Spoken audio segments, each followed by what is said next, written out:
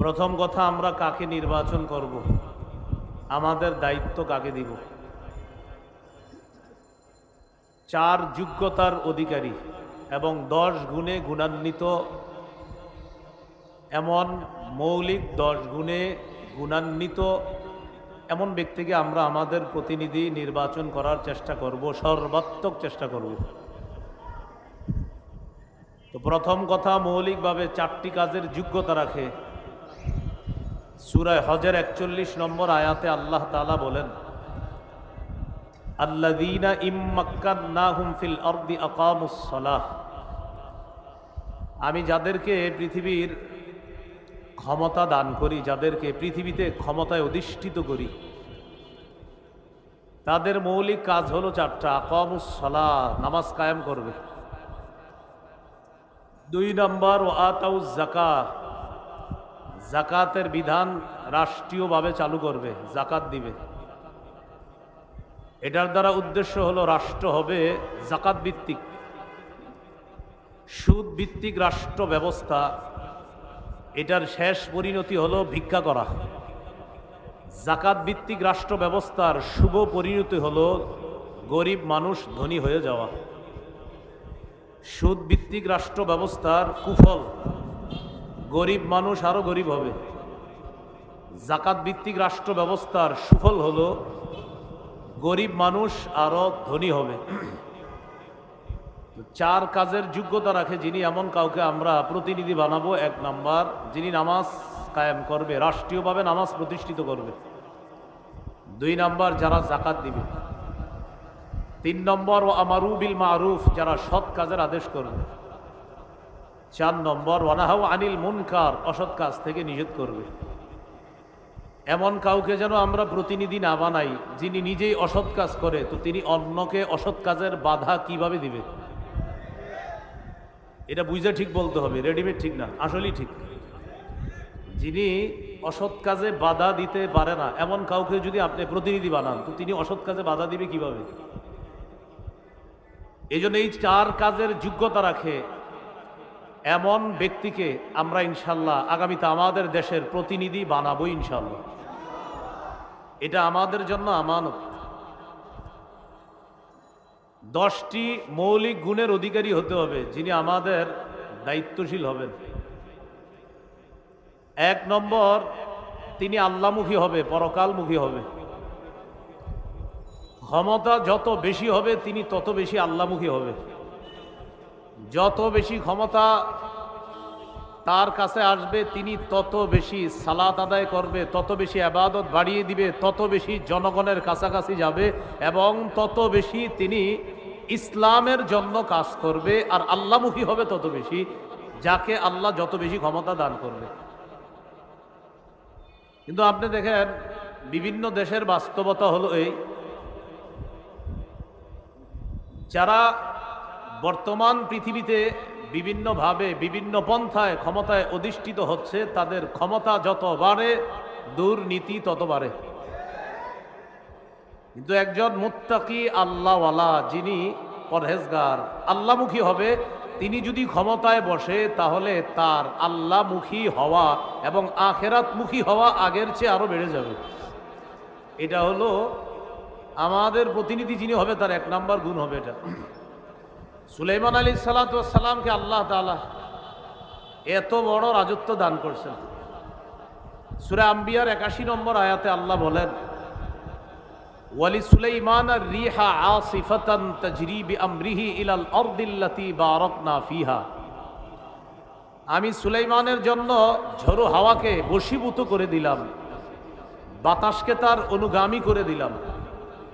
সুলাইমান আলাইহিস সালাতু ওয়াস সালাম বাতাসের উপর এমনভাবে তার ক্ষমতা আল্লাহ প্রতিষ্ঠিত করেছিলেন, সকালবেলা সিংহাসনের মধ্যে অধিষ্ঠিত হয়ে বাতাসকে হুকুম করতেন, অমুক এলাকায় আমার কাজ আছে, আমাকে নিয়ে যাও। মুহূর্তের মধ্যে বাতাস সিংহাসন 1 মাসের দূরত্বে পৌঁছায় দিত।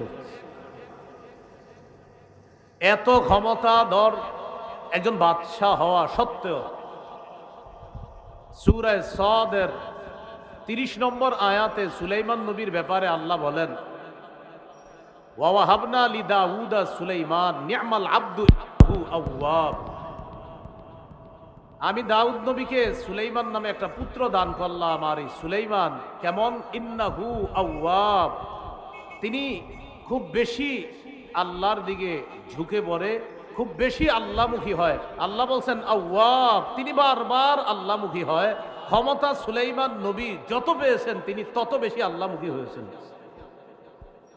সূরা নামলের 15 থেকে 19 নম্বর আয়াত, লম্বা হিস্টোরি। সুলাইমান আলাইহিস সালাতু ওয়াস সালাম বহর নিয়ে রওনা করলেন, পিঁপড়ার এলাকায় গেলেন। যাওয়ার পর যখন তিনি পিঁপড়ার এলাকায় নামার পর তার সাথে বিশাল বাহিনী, তারাও সেখানে হাঁটবে। পিঁপড়ার রানী যে ছিল, কালাত নামলাতু ইয়া আইয়ুহান নামলু দুখুলু মাসাকিনাকুম লা ইয়াহতিমান্নাকুম সুলাইমানু ওয়া জুনুদুহু ওয়া হুম লা ইয়াশউরুন। পিঁপড়ার রানী বলল, ও পিপিলিকার দল, তোমরা তোমাদের ঘরে প্রবেশ করো, তোমাদের গর্তে প্রবেশ করো। সুলাইমান নবী এবং তার বাহিনী না জেনে তোমাদেরকে যেন পিষে না ফেলে। পিঁপড়ার এই কথা সুলাইমান নবী বুঝে ফেললেন। ফাতাবাসসামা দাহিকাম মিন কাওলিহা, পিঁপড়ার কথা বুঝে সুলাইমান নবী একটা মুস্কি হাসি দিলেন। আল্লাহ তাআলা মানুষ, জিন, ইনসান ইত্যাদি এগুলার পাশাপাশি পশু পাখির ভাষা বুঝার যোগ্যতাও সুলাইমান নবীকে আল্লাহ দান করছে। এখানে একটা কথা, যদি আপনারা কিছু না মনে করেন, ওলামা হযরতরা না, অন্যরা আমার সাথে বলতে হবে। বলেন, সুলাইমান নবী পাখির ভাষা প্রকৃত অর্থেই বুঝতেন, প্রতীকী অর্থে না। প্রকৃত অর্থেই সুলাইমান নবী পাখির ভাষা বুঝতেন। প্রকৃত একটা হলো প্রকৃত, আর একটা প্রতীকী। প্রতীকী প্রতীকী এই প্রতীকী অনেক বাংলা বই বা অনেকে কোনো কারণে লেখছে যে সুলাইমান নবী প্রতীকী অর্থে, মানে বিভিন্ন মাধ্যমে, ইশারার মাধ্যমে পাখির ভাষা বা বিভিন্ন অবস্থা দেখে বুঝতেন, এটাকে বলে প্রতীকী। কিন্তু বাস্তবতা হলো সুলাইমান নবী প্রকৃত অর্থেই বাস্তবেই পাখির ভাষা বুঝতেন। আল্লাহ যোগ্যতা দান করছে। এই কথাটা মনে রাখা। তো সুলাইমান আলাইহিস সালাতু ওয়াস সালাম পাখির ভাষা বুঝলেন, একটা মুস্কি হাসি দিলেন। হাসি দেওয়ার পর সুলাইমান নবী বললেন, ওয়াকালা রব্বি আউজি'নি আন আশকুরা নি'মাতাকাল্লাতী আন'আমতা আলাইয়া। সুলাইমান নবী বললেন, আল্লাহ আপনি আমাকে তৌফিক দান করেন, আমাকে যে নিয়ামত দান করেছেন এই নিয়ামতের শুকরিয়া যেন আমি আদায় করতে পারি। অর্থাৎ আমি মানুষের উপর রাজত্ব করি, আমি জিনের উপর রাজত্ব করি, আমি পশু পাখির উপর রাজত্ব করি। আজকে পাখির ভাষাও আমি বুঝলাম। আল্লাহ আপনি যে আমাকে এত ক্ষমতা দান করেছেন, এত নিয়ামত দান করেছেন, আমি যেন এই নিয়ামত পেয়ে অন্য কোনো আচরণ যেন আমার দ্বারা প্রকাশ না পায়। আল্লাহ আপনি যে আমাকে এত নিয়ামত দান করেছেন, আমাকে তৌফিক দেন, আমি যেন আরো বেশি আপনার শুকরিয়া আদায় করতে পারি। এখান থেকে কি বুঝলাম, আমাদের যারা দায়িত্বশীল হবে তাদের 1 নাম্বার গুণ হবে, তিনি যত বেশি ক্ষমতা পাবে তত বেশি আল্লাহমুখী হবে।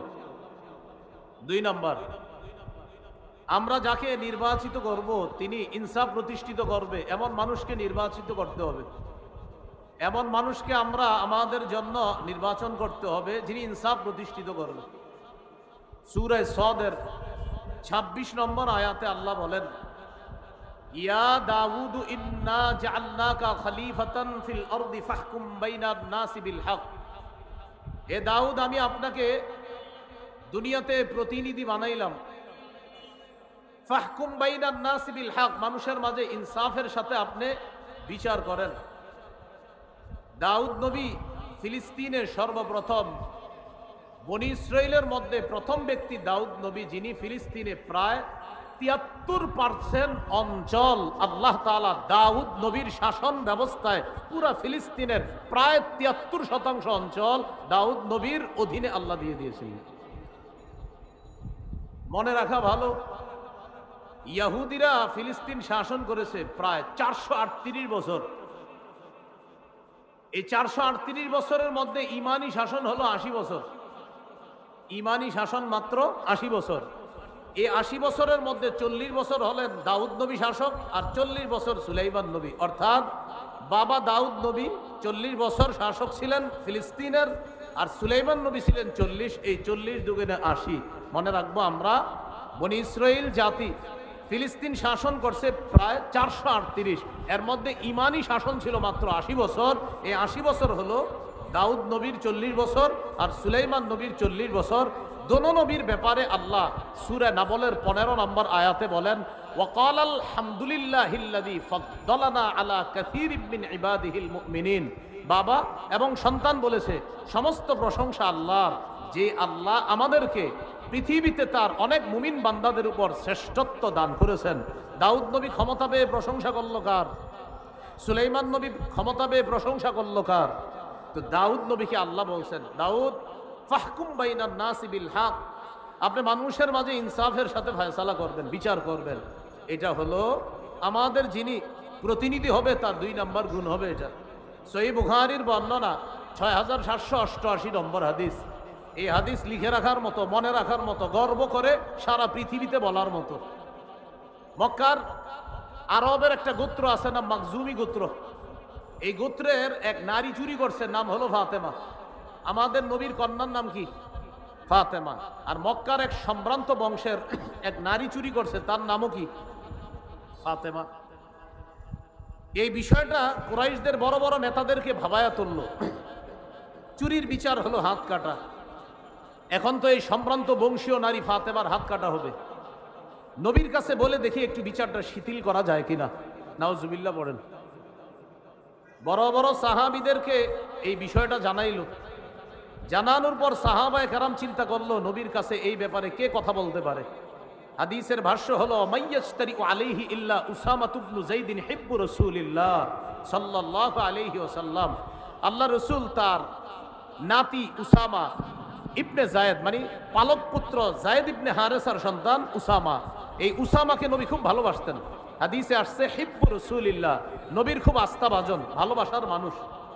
তো সাহাবায়ে কেরাম বলল, এই ব্যাপারে নবীর সাথে আমরা কেউ দুঃসাহস দেখাইতে পারবো না কথা বলার জন্য। উসামা পারে নবীর কাছে গিয়ে কথা বলতে, কারণ নবী উসামাকে খুব ভালোবাসে। উসামা ইবনে যায়েদ রাদিয়াল্লাহু তাআলা নবীজির কাছে গেলেন। যাওয়ার পর বললেন, এমন এমন ঘটনা, ফাতেমা নামে এক সম্ভ্রান্ত বংশীয় নারী চুরি করছে, এখন তার বিচারটাকে একটু শিথিল করা যায় না? নবীজি বুঝতে পারছে যে বড় বড় বয়স্করা আমার কাছে আসার সাহস না পেয়ে এই ছোট্ট উসামাকে আমার কাছে পাঠাইছে। নবীজি বাহিরে আসলেন। আসার পর একটা ভাষণ দিয়ে বললেন, শোনো, ওই রবের কসম যার হাতে আমার জান, আল্লাহর কসম, লাউ আন্না ফাতিমাতা বিনতা মুহাম্মাদিন সারাকাত লাকাতা মুহাম্মাদুন ইয়াদাহা। আল্লাহর কসম, আমি নবী মুহাম্মদের কন্যা ফাতেমা যদি আজকে চুরি করত, ওই বংশীয় নারী ফাতেমা চুরি না করে আমি নবী মুহাম্মদ, আমার মেয়ে ফাতেমা যদি চুরি করত, তাহলে আমি নবী মুহাম্মদ আমার কন্যা ফাতেমার হাত কেটে দিতে আমি মোটেই দস্তবোধ করতাম না। আল্লাহর বিধান আমার কন্যার উপরে আমি প্রয়োগ করতাম। এটা হলো মুসলিম শাসকের 2 নম্বর বৈশিষ্ট্য হবে, তিনি ইনসাফ প্রতিষ্ঠিত করবে। এখন ইনসাফ প্রতিষ্ঠিত করার সময় আপনি যখন ইনসাফ প্রতিষ্ঠিত করবেন, যেই মাত্র বিচারটা করবেন, তখনই দেখলেন সে তো আমার আত্মীয় লাগে, আর বিচার আপনি শিথিল করে ফেললেন, এটা ইসলাম শিক্ষা দেয় না। এই জন্য ইসলামী শাসন ব্যবস্থায় যিনি মুসলিম শাসক মুসলমানদের প্রতিনিধিত্ব করবেন, তার 2 নম্বর গুণ হবে তিনি ইনসাফ প্রতিষ্ঠিত করবে সমাজে। এই জন্য আমরা এমন কাউকেই জনপ্রতিনিধি নির্বাচিত করব যার সিনায় কোরআন আছে, যার সিনায় হাদিস আছে, যিনি কোরআন হাদিস অনুযায়ী আমাদের মাঝে ইনসাফ ভিত্তিক একটা রাষ্ট্র ব্যবস্থা আমাদেরকে উপহার দিতে পারবে। মনে থাকবে তো সবার ইনশাআল্লাহ? 3 নম্বর, অন্যায়ের পথ পরিহার করে ন্যায়ের পথ চলা। অন্যায়ের পথ পরিহার করে ন্যায়ের পথে চলা। আরেকটু সুন্দর বাংলা, ফাসাদের পথ পরিহার করে সংশোধনের পথে চলা। ফাসাদের আরবি হলো ইফসাদ, মানে ফাসাদ সৃষ্টি করা, আর সংশোধন করার আরবি হলো ইসলাহ। যিনি আমাদের প্রতিনিধি হবে তার 3 নম্বর বৈশিষ্ট্য হবে তিনি ইফসাদের পথ পরিহার করে ইসলাহের পথে চলবে। সূরা আরাফের 142 নম্বর আয়াত। মুসা আলাইহিস সালাতু ওয়াস সালামকে আল্লাহ ডাকলেন তাওরাত কিতাব দেওয়ার জন্য। মুসা নবী যখন তাওরাত কিতাব আনতে গেলেন, তার ভাই হারুন নবীকে তিনি তার প্রতিনিধি বানিয়ে গেলেন। ওয়াকালা মুসা লিআখিহি হারুন আখলুফনি ফি কওমি ওয়া আসলিহ ওয়া লা তাত্তাবি' সাবিলাল মুফসিদিন। মুসা নবী তার ভাই হারুন নবীকে বললেন, ভাইজান আপনি আমার প্রতিনিধি হবেন, এখন আপনি জাতির মাঝে আপনি দায়িত্ব পালন করবেন, তাদের মাঝে আপনি সংশোধনের পথে চলবেন, ইসলাহের পথে চলবেন। ইফসাদের পথে চলবেন না, তাদের মাঝে আপনি ইসলাহ করে দিবেন, তাদের মাঝে কোনো ঝগড়া বিবাদ হলে এটা আপনি মিটিয়ে দিবেন, অর্থাৎ আপনি সংশোধনের পথ বেছে নেবেন, ইফসাদের পথ বেছে নেবেন না। কিন্তু আমাদের দেশের মধ্যে যদি এমন হয় যে উলামায়ে কেরাম এবং ইসলামী মূল্যবোধে বিশ্বাসী তাওহীদি জনতা তারা যদি আমাদের দেশে ইনসাফ কায়েম করতে চায়, আমাদের দেশে যদি তারা সত্য প্রতিষ্ঠিত করতে চায়, এই সত্যের বাধা দেওয়ার নাম হলো ইফসাদ, আর ওই বাধাকে প্রতিহত করার নাম হলো ইসলাম। সত্য এটা যদি কেউ বাধা দেয়, এই বাধা দেওয়ার নাম ইফসাদ। মনে করেন এখানে আজকে জাতীয় উলামা মাশায়েখ আইম্মা মাশায়েখ কর্তৃক যে একটা আয়োজন হলো, এখানে সত্য প্রতিষ্ঠিত করার জন্য চেষ্টা করা হচ্ছে। এই চেষ্টায় বাধা দেওয়ার নাম ইফসাদ, মানে ফাসাদ সৃষ্টি করা, আর এই ফাসাদকে প্রতিহত করার নাম ইসলাহ, মানে সংশোধন করা। অতএব ওলামায়ে কেরাম যখন মাঝে মাঝে বিভিন্ন দাবি দাওয়া নিয়ে সোহরাওয়ার্দী উদ্যান সহ আমাদের দেশের বিভিন্ন জায়গায় বিশাল বড় কোনো আয়োজন করে এবং তারা যখন কোনো দাবি দাওয়া পেশ করে, বুঝতে হবে ইসলামী মূল্যবোধে বিশ্বাসী তাদের দাবি এটা সত্যের পক্ষের দাবি। এই সত্যের বিরোধিতা করার নাম ফাসাদ সৃষ্টি করা, আর আমরা এটাকে প্রতিহত করব, এটার নাম হলো সংশোধন করা। এই হলো 3 নাম্বার। 4 নাম্বার যিনি আমাদের প্রতিনিধি হবে, তার 4 নাম্বার বৈশিষ্ট্য, তিনি শিষ্টের লালন করবে, দুষ্টের দমন করবে। এই কথাটা মনে রাখবেন। আমাদের যিনি প্রতিনিধি হবে তার 4 নাম্বার বৈশিষ্ট্য, ভালোকে লালন করবে, খারাপকে দমন করবে। কিন্তু আমরা এই বাংলাদেশের পরিস্থিতি এবং বাস্তবতা এবং সত্য কথা, আমাদের কথাগুলা অনেক দূর পর্যন্ত যাওয়া দরকার। আমরা দেখি আমাদের দেখে ভালো যারা তাদেরকে দমন করা হয়, আর খারাপ যারা তাদেরকে লালন করা হয়। অথচ উচিত কি? ভালোকে লালন করা, খারাপকে দমন করা। উলামায়ে কেরাম ইসলামী মূল্যবোধে বিশ্বাসী তাওহীদি জনতা, এরা হলো ভালো, এদেরকে লালন করতে হবে। এদেশে 90 ভাগের বেশি মুসলমান। এই মুসলমানের স্বাধীন দেশে সবচাইতে পরাধীন মনে করা হয় মুসলমানদেরকে। যদি পরাধীন মনে করা না হতো, তাহলে মুসলমানদের বিভিন্ন ইস্যুতে তাদের দাবি দেওয়া সবচাইতে গুরুত্ব দিত। কারণ পার্সেন্ট হিসাবে এই দেশে কারা বেশি। তো এরপরও আমাদের দাবি দেওয়ার মূল্যায়ন করা হচ্ছে না। কিছু কিছু ক্ষেত্রে এমন মনে হয় যেন আমাদের কথাগুলো কানেই নেয় না, যে তোমাদের যা মন চায় করো আর আমি যা মন চায় করবো না। এই জাতীয় কোনো কর্মকাণ্ড ভবিষ্যতে চলতে দেওয়া যায় না, উচিত না। ওলামায়ে কেরাম যে কোনো কাজে কর্মে এবং অন্যায়, ওলামায়ে কেরাম যদি আমাদেরকে যে কোনো জায়গায় আহ্বান করে স্বতঃস্ফূর্তভাবে, টুপি দাড়িওয়ালা সহ অন্য মুসলিম ইসলাম যারা আছে, ইসলামী মূল্যবোধে বিশ্বাসী সকলকে নিয়ে কারা কারা ইনশাল্লাহ আমরা তাদের আহ্বানে সাড়া দিতে রাজি আছি? ইনশাল্লাহ রাজি আছি তো সবাই ইনশাল্লাহ?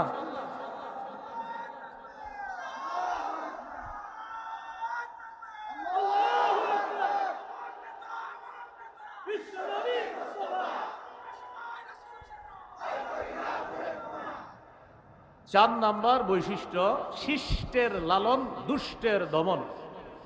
আয়াতগুলা বলছি না, আমি শুধু নাম্বারটা বলে দেই। সূরা কাহফ 83 থেকে 91 নম্বর আয়াত পর্যন্ত যুলকরনাইন বাদশার একটা ঐতিহাসিক সফর সম্পর্কে আল্লাহ আলোচনা করেছে। সেটা হলো পৃথিবীর একদম পশ্চিম প্রান্তে তিনি একটা সফর করছে, যেখানে সূর্য অস্ত যায়। সেখানে গিয়ে দেখলেন এক জাতি, এই জাতি আল্লাহ বিশ্বাস করে না, তারা জুলুম করে।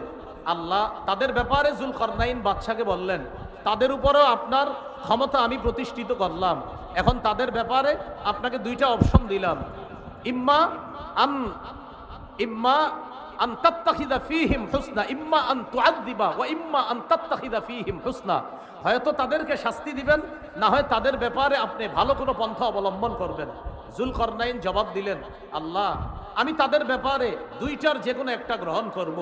আম্মা মান যালামা ফাসাউফা নুআযযিবুহু, যারা জুলুম করবে আমি দাওয়াত দেওয়ার পরেও আমি তাদেরকে শাস্তি দিব। ওয়া আম্মা মান আমানা ওয়া আমিলা সালিহা ফালাহু জাযাআনিল হুসনা, আর যারা ভালো করবে তাদের জন্য উত্তম প্রতিদান রয়েছে। দেখেন বিষয়টা, যুলকরনাইন বললেন, আল্লাহ তাদের ব্যাপারে আমার 2টা ফয়সালা, যারা জালেম হবে তাদেরকে আমি দমন করব, আর যারা আমার কথা শুনে ভালো করবে তাদেরকে আমি লালন করব, তাদের সাথে উত্তম ব্যবহার করব। তাহলে 4 নাম্বার শিখলাম, আমাদের প্রতিনিধি যিনি হবেন তিনি শিষ্টের লালন, ভালোকে লালন করবে, দুষ্টকে দমন করবে। মুসলিম শাসক বা আমাদের প্রতিনিধি যিনি হবেন তার 5 নম্বর বৈশিষ্ট্য, আমরা যাকে বানাবো তিনি কি হবে? জনগণের জন্য অকাতরে বিলিয়ে দেওয়ার যোগ্যতা থাকবে। বলেন তো কি থাকবে? জনগণের জন্য অকাতরে বিলিয়ে দিতে হবে। এটা 5 নাম্বার বৈশিষ্ট্য। জুলকরনাইন বাদশা সম্পর্কে আল্লাহ তাআলা বলেছেন সূরা কাহফের 91 থেকে 93 থেকে 97 নম্বর আয়াত পর্যন্ত আল্লাহ বলেছেন জুলকরনাইন বাদশার আরেকটা সফর সম্পর্কে আল্লাহ তাআলা আলোচনা করেছেন। সেই সফরটা হলো উনি পৃথিবীর উত্তর দিকে সফর করেছেন। এটা কিন্তু আল্লাহ কোরআনে বলে নাই উত্তর, আল্লাহ দিকের কথা বলছে দুইটা, একটা সফর পূর্ব দিকে আর একটা পশ্চিম দিকে, এই দুইটা বলছে। আরেকটা সফরের কথা বলছে আল্লাহ, কিন্তু সফরটা কোন দিকে করছে এটা বলে নাই। তবে মুফাসসিরিনে কেরাম গবেষণা করে বলেন জুলকরনাইনের আরেকটা সফর হয়েছে উত্তর দিকে, রাশিয়ার দিকে। এটা মুফাসসিরিনে কেরামের অভিমত। সেখানে গেলেন, যাওয়ার পর দেখে এক জাতি যারা জুলকরনাইন বাদশার কথা বুঝে না, লা ইয়াকাদুনা ইয়াফকাহুনা কাওলা, ভাষা বুঝে না। তো জুলকরনাইন বাদশা তাদের সাথে কথা বলার জন্য দুভাষী নিযুক্ত করলেন, অথবা তাদের সাথে ইশারায় কথা বললেন। তারা জুলকরনাইনকে বলল, বাদশা আপনার কাছে আমাদের একটা দাবি আছে। কি দাবি? এই পাহাড়ের পিছনে দুইটা জাতি আছে, একটা ইয়াজুজ আর একটা মাজুজ। এরা রাতের বেলা আমাদের বাড়িতে এসে লুটতরাজ করে, ডাকাতি করে, আমাদের ধন সম্পদ ছিনিয়ে নেয়। আপনি যদি এই দুই পাহাড়ের মাঝখানে ফাঁকা জায়গাটা বন্ধ করে দেন, তাহলে তাদের এই দুর্নীতি থেকে, তাদের এই লুটতরাজ থেকে আমরা বেঁচে যাব। এই কথা বলার পর জাতি বলল, ও বাদশা, প্রয়োজনে যদি কিছু টাকা পয়সা লাগে টাকা পয়সা আমরা দিব। এরা বলল, জাতি বলল বাদশাকে। বাদশা জুলকরনাইন বললেন, আমার টাকা পয়সা লাগবে না, আল্লাহ আমাকে যা দিয়েছে মা মাক্কান্নি ফিহি খাইর, আল্লাহ আমাকে যে ক্ষমতা দিয়েছে এটা অনেক উত্তম। আইনুনি বিকুয়া, তোমরা আমাকে একটু সহযোগিতা করবা, এই দেয়াল দেওয়ার জন্য, প্রাচীর নির্মাণ করার জন্য তোমরা আমাকে একটু সহযোগিতা করবা। আর যা যা লাগবে এগুলা সব আমি নিজস্ব অর্থায়নে সব কিছু আমি এনে দিব, তোমরা শুধু একটু বহন করে নিয়ে আসবা। বাদশা জুলকরনাইন দুই পাহাড়ের মাঝখানে একটা প্রাচীর দিয়ে দিলেন। তো জনগণের জন্য অকাতরে বিলিয়ে দেওয়া, এটা মুসলিম শাসকের 5 নাম্বার বৈশিষ্ট্য হবে। বিষয়টি যেন এমন না হয় কথার কথা আপনি লাইনের গ্যাস বন্ধ করে দিলেন, একটা কথার কথা, আমাদের দেশ গ্যাসের ঘনি না, এখন আপনি লাইনের গ্যাস বন্ধ করে দিয়ে বোতলের গ্যাস চালু করলেন, চালু করার পরে এটার দাম নির্ধারণ করলেন 600 টাকা, কিন্তু বাজারে আসলো 1400-1500 টাকা। এমনি বলতেছি কথার কথা। তো ভাই 1500 কিভাবে হলো? 600 হলো মূল দাম, এরপরে 1 টাকা পায় ওমকে, আরেক টাকা ওমকে, আরেক টাকা তোমকে, এইভাবে ওমকে আর তুমকে যারা পায় আর যারা নেয়, এই জাতীয় কাউকে যদি আবার প্রতিনিধি নির্বাচন করা হয়, তাহলে রডের পরিবর্তে আবারও বাঁশ পাওয়া যাবে। এটা মাথায় রাখতে হবে, বাস্তব। একটু কথাগুলো বুঝতেছেন তো? তাহলে 5 নাম্বার, জনগণের জন্য অকাতরে বিলিয়ে দিবে, এটা 5 নাম্বার বৈশিষ্ট্য আমরা যাকে প্রতিনিধি নির্বাচন করব। 6 নাম্বার বৈশিষ্ট্য, প্রতিনিধি যিনি হবে আমাদের, তিনি কিছু করতে পেরে বলবে আলহামদুলিল্লাহ, এটা আমার রবের দয়া, এটা বলবে। যিনি করতে পারবে, বাস, তিনি কোনো অহংকার করবে না। মানে কিছু করার পরে বলবে আমি এই করলাম সেই করলাম, মানে আপনি আপনার বাপের টাকা দিয়ে করছেন তো আমাদের টাকা দিয়ে করছেন, এগুলা বলা যাবে না যে আমি এত কিছু করছি, এগুলা বলা যাবে না। বলতে হবে আল্লাহ আমারে তৌফিক দিয়েছে তাই আমি করেছি, এটা বলতে হবে। যদি কেউ কিছু করার পর বলে আমি এটা করেছি সেটা করেছি, এই কথাগুলা অহংকার প্রদর্শন প্রকাশ পাবে। আর অহংকার যখন প্রকাশ পাবে তখন পতন এমনভাবে হবে, যার পতন হবে তিনি নিজেও বুঝবে না কিভাবে পতন হয়ে যাবে। খুব সাবধান, আল্লাহ আমাদেরকে হেফাজত করেন। তো 6 নাম্বার, প্রতিনিধি কিছু করতে পেরে তিনি কার শুকরিয়া আদায় করবে? আল্লাহ, যে আল্লাহ দিছে। সূরা কাহফের 98 নম্বর আয়াতে আছে, জুলকরনাইন ওই দেয়াল করে দেওয়ার পর বলছে হাদা রাহমাতুম মির রব্বি, এটা আমার রবের অনুগ্রহ, দয়া, আমার রব দয়া করছে তাই তোমাদের জন্য কিছু করতে পারছে। আমরা যাকে প্রতিনিধি নির্বাচন করব তার 7 নাম্বার বৈশিষ্ট্য, তিনি রক্ষণাবেক্ষণ এবং অর্থনীতিতে পারদর্শী হতে হবে। রক্ষণাবেক্ষণ এবং অর্থনীতি, আমাদের উপর একটা অভিযোগ উঠেছিল যে ওলামায়ে কেরাম কি অর্থনীতি বুঝে? এরকম মাওলানা হওয়ার 2 বছর আগে আমাদের কওমি মাদ্রাসার ছাত্ররা অর্থনীতির ব্যাপারে পোকা হয়ে যায়, অর্থনীতি শুধু বুঝে না। মাওলানা হওয়ারও 2 বছর আগে আমাদের কওমি মাদ্রাসার ছাত্রদেরকে অর্থনীতি খাওয়ায়া দেওয়া হয়। হ্যাঁ, আমরা একটা অর্থনীতি, সেটা হলো এটার বিরোধিতা করি, এই জন্য মনে করে আমরা বুঝি না। সেটা কি? সুদ ভিত্তিক অর্থনীতির বিরোধিতা আমরা করি। এই জন্য যারা সুদ ভিত্তিক অর্থ ব্যবস্থা চায় তারাই বলে যে ওলামায়ে কেরাম অর্থনীতি বুঝে না। কারণ ওলামায়ে কেরাম যাকাত ভিত্তিক অর্থনীতি বুঝে আর সুদ ভিত্তিক অর্থনীতি এটা জাহান্নামী। এটা বলার কারণে একদল মানুষ আমাদেরকে অভিযুক্ত করে যে আলেমরা অর্থনীতি বুঝে না। আসলে বিষয়টা এমন না, আলেমরা অর্থনীতি শুধু বুঝে না, ওলামায়ে কেরাম অর্থনীতি পড়ানোর যোগ্যতা রাখে। এই কথাটা 7 নাম্বার, রক্ষণাবেক্ষণ এবং অর্থনীতিতে পারদর্শী। ইউসুফ আলাইহিস সালামের ব্যাপারে আছে সূরা ইউসুফের 55 নম্বর আয়াত। ইউসুফ নবী যখন দেখলেন যে এই দেশে যদি খাদ্য ভাণ্ডারের দায়িত্ব আমি না নেই তাহলে জালেমরা খাবার শেষ করে ফেলবে, ইউসুফ নবী নিজেই দায়িত্ব চেয়ে নিলেন। ইজআলনি আলা খাজাইনিল আরদ, আমাকে খাদ্য ভাণ্ডারের দায়িত্ব দেন। ইউসুফ নবী বললেন, এখান থেকে একটা বিষয় বুঝে আসে, বুখারীতে আছে লা তাসআলিল ইমারা, দায়িত্ব চেয়ে নিও না। আর কোরআনে দেখলাম আমরা ইউসুফ নবী বলতেছে আমাকে দায়িত্ব দেন, বুখারীতে আছে দায়িত্ব চেয়ে নিও না। আর সূরা ইউসুফের মধ্যে ইউসুফ নবী দায়িত্ব চেয়ে নিচ্ছে। এটার উত্তর হলো, যখন যোগ্য ব্যক্তি দায়িত্বে থাকবে তখন আমার আপনার দায়িত্ব চেয়ে নেওয়া দরকার নাই। আর অযোগ্য ব্যক্তিতে যখন দেশের দায়িত্বের জায়গাগুলো ভরপুর হয়ে যাবে, যোগ্য ব্যক্তিরা তখন ওই দায়িত্ব চেয়ে নিবে, যেভাবে হোক সঠিক পন্থায় ওই দায়িত্ব চেয়ে নিয়ে সেখানে যোগ্য ব্যক্তিরা বসতে হবে। বুঝে আসছে তো? বুখারীতে আসছে দায়িত্ব চেয়েও না, চেয়েও না মানে যোগ্যরা থাকলে তোমার চাওয়া দরকার নাই। আর সূরা ইউসুফে কি আসছে, অযোগ্যরা যখন দায়িত্বে থাকবে তখন যোগ্যরা দায়িত্ব চেয়ে নিতে হবে। 8 নাম্বার, আমাদের প্রতিনিধি যিনি হবেন তিনি ঘুষ গ্রহণ করবে না। এটা 2 বার জোরে বলেন, জোরে বলেন সবাই, কি 2 বার কি গ্রহণ করবে না? আবার বলেন, কি গ্রহণ করবে না? এটা এরকম লোক আমরা প্রতিনিধি বানাতে হবে। সূরা নামলের 35-36 নম্বর আয়াত। রানী বিলকিস সুলাইমান নবীর কাছে হাদিয়া পাঠাইছে। হাদিয়া কেন পাঠাইছে? তাফসীরের কিতাবে আসছে। রানীর উদ্দেশ্য হলো, সুলাইমান নবী যদি হাদিয়া পাওয়ার পর চিন্তা করে এত কিছু দিল, যাক এই মহিলারা আর কিছু বলবো না। তো রানীর কিয়ামত কবে? নবীজি সাল্লাল্লাহু আলাইহি সাল্লাম বললেন, ইদা ফুসিদাল আমরু ইলা গায়রি আহলি ফান্তাজিরিস সাআ, যখন দায়িত্ব অযোগ্য ব্যক্তিকে দেওয়া হবে তখন কিয়ামতের অপেক্ষা করো। এটা একটা বর্ণনা। আরেক বর্ণনায় রাসূল সাল্লাল্লাহু আলাইহি সাল্লাম বললেন, ইদা তুইয়াতিল আমানা ফান্তাজিরিস সাআ, যখন আমানত উঠিয়ে দেওয়া হবে, আমানত উঠিয়ে দেওয়া হবে তখন কিয়ামতের অপেক্ষা করো। সাহাবায়ে কেরাম প্রশ্ন করলেন, কাইফা ইদাআতুহা ইয়া রাসূলুল্লাহ, হুজুর আমানত কিভাবে উঠিয়ে নেওয়া হবে? নবী বললেন, ইদা উসনিদাল আমরু, আরেক বর্ণনা ইদা উসনিদাল আমরু ইলা গায়রি আহলি, যখন অযোগ্য ব্যক্তিকে দায়িত্ব দেওয়া হবে, এই অযোগ্যকে দায়িত্ব দেওয়া মানে আমানত উঠিয়ে নেওয়া। এখানে একটা বাংলা মনে রাখবেন, যোগ্য ব্যক্তিকে যোগ্যতার আসনে বসানো এটা আমাদের জন্য আমানত। আর যোগ্য ব্যক্তি যোগ্যতার আসনে বসে আমাদের অধিকারগুলা সংরক্ষণ করা এটা ওই দায়িত্বশীল ব্যক্তির জন্য আমানত। আবার বলছি, যোগ্য ব্যক্তিকে যোগ্যতার আসনে বসানো এটা আমাদের জন্য আমানত। আর তিনি ওই আসনে বসে আমাদের অধিকারগুলা যথাযথভাবে আদায় করা এটা তার জন্য আমানত।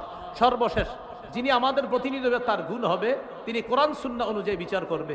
সূরা মাইদা 48, সূরা মাইদা 49, সূরা মাইদা 50, এই আয়াতগুলোর মধ্যে আছে, ইন্না আনজালনা ইলাইকাল কিতাবা বিল হক, আমি আপনার কাছে কোরআন দিয়েছি, এই কোরআন এটা দিয়েছি, এটার মাধ্যমে আপনি বিচার করবেন, সঠিকভাবে বিচার করবেন। শেষের দিকে আছে, আফা হুকমাল জাহিলিয়াতি ইয়াবগুন, তারা কি জাহিলি আইন চায়? আমান আহসানু মিনাল্লাহি হুকমাল, আল্লাহর চাইতে শ্রেষ্ঠ উত্তম বিচারক আর কে হতে পারে? এই জন্য আমরা যদি আমাদের বাংলাদেশে আল্লাহর আইন বাস্তবায়ন করতে চাই, আল্লাহর কসম সত্যি বলছি, আমাদের একজন যোগ্য 4 কাজের যোগ্যতা রাখে, 10 গুণে মৌলিক গুণান্বিত এমন কোন ব্যক্তিকে আমাদের দেশের দায়িত্ব দিতে হবে। তাহলে ইনশাল্লাহ এদেশে সংসদ চলবে কোরআন অনুযায়ী, এদেশের বিভিন্ন পার্লামেন্ট চলবে কোরআন অনুযায়ী। আল্লাহর কসম আমরা স্বপ্ন দেখতেছি যে 90% মুসলমানের দেশ, এটা তো একটা স্বাভাবিক বিষয়। এদেশের সংসদ চলবে কোরআন অনুযায়ী, এদেশের বিচার ব্যবস্থা চলবে কোরআন অনুযায়ী। মানে এটা এমন কোনো কথা না যে হুজুর এটা কোনো কথা না, এটা তো সাধারণ কথা। 90% মুসলমানের দেশ, বলেন কি অনুযায়ী দেশ চলবে? সংসদ কি অনুযায়ী হবে? কোর্ট কি অনুযায়ী হবে? এটা তো একটা স্বাভাবিক বিষয়, মনে থাকবে তো ইনশাল্লাহ। এটা হলো আমার প্রথম বিষয়। আপনার এর থেকে 2 মিনিট চেয়ে নিচ্ছি। দ্বিতীয় আরেকটা বিষয় দিছে আমারে, যে নির্বাচনের শরীয়ী পদ্ধতি কি। আমি শুধু একটু বলছি, আমি জানি আপনারা এখানে অনেকে আছেন যে হযরত গণতন্ত্র, এই তো বিষয়টা। আচ্ছা একটু মন দিয়ে শোনেন 2 মিনিট। গণতন্ত্র এই বিষয়টা কি? 1863-তে আপনার আব্রাহাম লিঙ্কনের সেই যে এক ধারা সে আবিষ্কার করলো যে democracy is the government of the people, by the people and for the people. গণতন্ত্র হলো এমন একটা শাসন ব্যবস্থা যেখানে জনগণের উপর, জনগণের মাধ্যমে জনগণের ক্ষমতা চলবে, অর্থাৎ যেই নিয়ম নীতিতে জনগণের শাসন চলবে, জনগণের আইন চলবে, এটাই গণতন্ত্র। সেখানে গণতন্ত্রে দেশের মালিক হবে জনগণ, আর তারা আইন করবে। আর আমরা বলি রাষ্ট্র, এটার মালিক হলো আল্লাহ। অনেকের গেঞ্জির পিছনে লেখা আছে people are source of all power, জনগণ সকল ক্ষমতার উৎস। নাউজুবিল্লাহ, জোরে বলি, সকল ক্ষমতার উৎস কে? আল্লাহ। এটা প্রথম কথা। তাহলে গণতন্ত্র এটা তারা বলল, এটা হলো একটা বিষয়। আমাদের কথা হলো সূরা বানী ইসরাঈলের 111 নম্বর আয়াতে যে কথাটা আছে, একদম সূরা বানী ইসরাঈলের সর্বশেষ আয়াত, ওয়ালাম ইয়াকুল্লাহু শারীকুন ফিল মুলক, আল্লাহর রাজত্বে কোনো শরীক নাই। বলেন, আল্লাহর রাজত্বে কি নাই? শরীক নাই। দেশের রাজত্ব কার? এই আল্লাহর রাজত্বে কোনো শরীক নাই। এটা ইসলামী আকীদা, যে দেশের রাজত্ব হবে এটা আল্লাহর মালিকানা। এটা গণতন্ত্র, এটা মালিক হবে না। এটা আমাদের ইসলামী মূল্যবোধে বিশ্বাসীদের আকীদা। আচ্ছা, সূরা ইউসুফের 40 নম্বর আয়াতে আছে ইনিল হুকমু ইল্লা লিল্লাহ, বিচার ব্যবস্থা শুধুমাত্র আল্লাহর পক্ষ থেকে হবে। আল্লাহই বিধানদাতা, আল্লাহই বিধান করবে। কথা সঠিক। এটা হলো প্রথম কথা।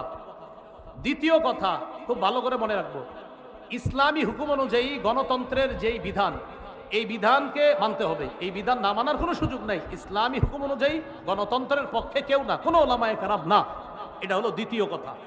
এবার মূল কথাটা শোনেন। তাহলে হুজুর, যেহেতু গণতন্ত্রের পক্ষে না, তো কি করব? এখন ওলামায়ে কেরামের মধ্যে দুই দল। একদল বলেন গণতন্ত্রের বর্তমান পদ্ধতিতে দেশে স্বেচ্ছায় অথবা ইচ্ছায়, ইচ্ছা করে হোক স্বেচ্ছায় হোক, মানুষকে বাধ্য করা হচ্ছে। এই পদ্ধতিতেই মানুষ যেন তাদের ক্ষমতা প্রতিষ্ঠিত করে, মানুষকে বাধ্য করা হচ্ছে। বাধ্য করার কারণে ওলামায়ে কেরাম আজিমত এবং রুখসতের মাসালার মধ্যে রুখসতটা গ্রহণ করে ওলামায়ে কেরাম চিন্তা করলেন, যদি ওলামায়ে কেরাম দায়িত্ব না নেয়, নাস্তিকদের হাতে দেশ চলে যাবে। ওলামায়ে কেরাম যদি দায়িত্বে না আসে, তাহলে ইসলামী বিরোধী যারা শক্তি আছে তারা এদেশে তাদের শক্তিশালী পাকাভুক্ত হবে। তখন ওলামায়ে কেরামের মধ্যে একদল বলেন, সুতরাং নাস্তিক্যবাদী শক্তিকে রহিত করার জন্য এই পদ্ধতিতে জনগণের অংশগ্রহণ করা আবশ্যক। এটা একদলের অভিমত। আরেকদল বলেন জায়েজ। একদল বলছে আবশ্যক, আরেকদল বলছে এটা জায়েজ। এই পদ্ধতিতে অংশগ্রহণ করে নাস্তিক্যবাদের বিরোধিতা করা এবং আল্লাহর হুকুম পৃথিবীতে প্রতিষ্ঠিত করার জন্য চেষ্টা করা। আমি জানতে চাই, আমাদের আবরার ভাই এখানে আছে, আপনার তো এই নিয়তে আছে নাকি অন্য কোনো নিয়ত? আমাদের আবরার ভাই মাশাআল্লাহ ইনশাআল্লাহ সিলেটের এমপি হবে, আল্লাহ কবুল করেন। যাই হোক, আবরার ভাইয়ের সাথে আমার ভালো পার্সোনাল সম্পর্ক, একটু মধুর, এই জন্য একটু হাসাহাসি করলাম। আপনারা আবার দোয়া করেন, অন্তর থেকে দোয়া করেন, আল্লাহ তৌফিক দান করেন। হ্যাঁ, এখন এই পদ্ধতিতে জনগণ অংশগ্রহণ করবে, করার পর এখানে মনে রাখতে হবে চারটা কথা। বলেন, সাক্ষ্য, সুপারিশ, প্রতিনিধি, আমানত। সাক্ষ্য, সুপারিশ, প্রতিনিধি নির্বাচন, উকিল নির্বাচন, আমানত। এই চারটা কথা। এবার বলেন, ভোট মানি হলো সাক্ষ্য দেওয়া, সুপারিশ করা, উকিল নিযুক্ত করা, আমানত রক্ষা করা। আপনি যে কারো পক্ষে আপনি একটা কথা বলতেছেন যে আমি অমুককে প্রতিনিধি বানাবো, এই প্রতিনিধি বানানোর অর্থ হলো এক নাম্বার আপনি তার পক্ষে সাক্ষী দিতেছেন। আপনি তার পক্ষে সাক্ষী দিতেছেন। এই সাক্ষী আপনি তার পক্ষে এটা যে দিতেছেন, এটা বুঝে শুনে আপনি তার পক্ষে সাক্ষী দিতে হবে। এটা হলো এক নাম্বার কথা। তো এই যে দ্বিতীয় নাম্বার কথা, সুপারিশ করা, সূরা নিসার 85 নম্বর আয়াতে আছে, মাইয়াশফা শাফাআতান হাসানা ইয়াকুল্লাহু নসিবুম মিনহা, যে সঠিক ব্যাপারে সুপারিশ করবে, সুন্দর সুপারিশ করবে, এটার সওয়াব সে পাবে। অমাইয়াশফা শাফাআতান সাইয়্যিআ, আর যে ব্যক্তি খারাপ ব্যাপারে সুপারিশ করবে, ইয়াকুল্লাহু কিফলুম মিনহা, সে এটার গুনাহের অংশও পাবে। এবার বুঝেন, একজন আল্লাহওয়ালা ব্যক্তি আর একজন খারাপ ব্যক্তি। একজন তাকওয়াবান মানুষ, তাকেও চাইলে আমি নির্বাচন করতে পারি, আর একজন খারাপ মানুষ, তাকেও নির্বাচন করতে পারি। এই আল্লাহওয়ালা মানুষকে আমি তার পক্ষে কথা বলা মানে হলো ভালো কাজের সুপারিশ করা, খারাপ মানুষের পক্ষে কথা বলা মানে খারাপ কাজে সুপারিশ করা। খারাপ কাজে যদি সুপারিশ করি, কিয়ামতের ময়দানে আল্লাহর কাছে আমাকে দাঁড়াতে হবে। তাহলে এক নাম্বার সাক্ষ্য দেওয়া, আমি সাক্ষ্য দিচ্ছি। দুই নাম্বার আমি সুপারিশ করতেছি। তিন নাম্বার আমি উকিল নিযুক্ত করতেছি, প্রতিনিধি নিযুক্ত করতেছি আমার পক্ষ থেকে। আমরা যাকে দায়িত্বশীল বানাবো তিনি আমাদের পক্ষ থেকে ওকালতি করবে, আমাদের প্রতিনিধিত্ব করবে। চার নাম্বার আমানত। এটা একটা আমানত, প্রিয় ভাইয়েরা, এই আমানত যেন অপাত্রে না পড়ে। আর মুফতি শফি রহমতুল্লাহ আলাইহি লেখছেন তিনটা, সাক্ষ্য, সুপারিশ আর হলো প্রতিনিধিত্বের অথরিটি প্রদান করা। এই তিন ক্ষেত্রে মুসলমান বুঝে শুনে পা বাড়াতে হবে। আমি আপনি আগামীতে এই তিনটি বিষয় মাথা রাখবো যে আমি কিন্তু কারো পক্ষে হয়তো সাক্ষী দিতে হবে, আমি কারো পক্ষে সুপারিশ করতে হবে, আমি জনগণের জন্য কাউকে প্রতিনিধি নিযুক্ত করতে হবে। আল্লাহ, আমার সাক্ষ্যটা যেন অন্যায়ের পক্ষে না হয়, আমার সুপারিশ যেন অন্যায়ের পক্ষে না হয়, আমি যাকে প্রতিনিধি বানাবো তিনি যেন কোনো খারাপ মানুষ না হয়। প্রিয় ভাইয়ারা, এই তিনটা কথা আরও প্রত্যেকে 10 জনকে জানায় দিবেন যে আগামীতে তিনটা কথা মাথায় রাখবা। আমি যার পক্ষে সুপারিশ করব, আমি যার পক্ষে সুপারিশ করব তিনি ভালো মানুষ হয়, আমি যার পক্ষে সাক্ষ্য দিব তিনি যেন ভালো মানুষ হয়, আমি যাকে প্রতিনিধি বানাবো তিনি যেন ভালো মানুষ হয়। এই কথাটা পরিবারেও আলোচনা করবেন, সারা দেশে আলোচনা করবেন, আরও 10 জনকে জানায় দিবেন, শোনো তুমি কিন্তু সাক্ষ্য দিচ্ছ, এটা ভালোর পক্ষে দিতে হবে। শোনো তুমি সুপারিশ করতেছ, ভালোর পক্ষে সুপারিশ করতে হবে। শোনো তুমি কিন্তু প্রতিনিধি নির্বাচন করতেছ, এই গরিব মানুষগুলার একজন প্রতিনিধি বানাইতেছ, সাবধান, খারাপ মানুষকে যেন তুমি প্রতিনিধি না বানাও, ভালো মানুষকে তোমার প্রতিনিধি বানাতে হবে। তো মুফতি শফি রহমতুল্লাহ আলাইহি বলছেন 3টা, আর তাফসিরের কিতাব ঘাটাঘাটি করলে পাবেন 4টা। সাক্ষ্য, সুপারিশ, উকিল নিযুক্ত করা আর হলো আমানত। এই 4টি বিষয় সামনের দিকে আমরা রেখে কোরআন সুন্নাহ অনুযায়ী ইনশাআল্লাহ আমাদের পাগুলা যেন সামনে বাড়াতে পারি, উলামায়ে কেরামের পরামর্শে যেন চলতে পারি। আল্লাহ তৌফিক দান করেন। আজকে এইখানে যারা আছেন এই 4টা ক্ষেত্রে আমরা খেয়ানত করব না, হাত তুলে ওয়াদা করি ইনশাআল্লাহ। রাজি আছি তো ইনশাআল্লাহ সকলে? আসসালামু আলাইকুম।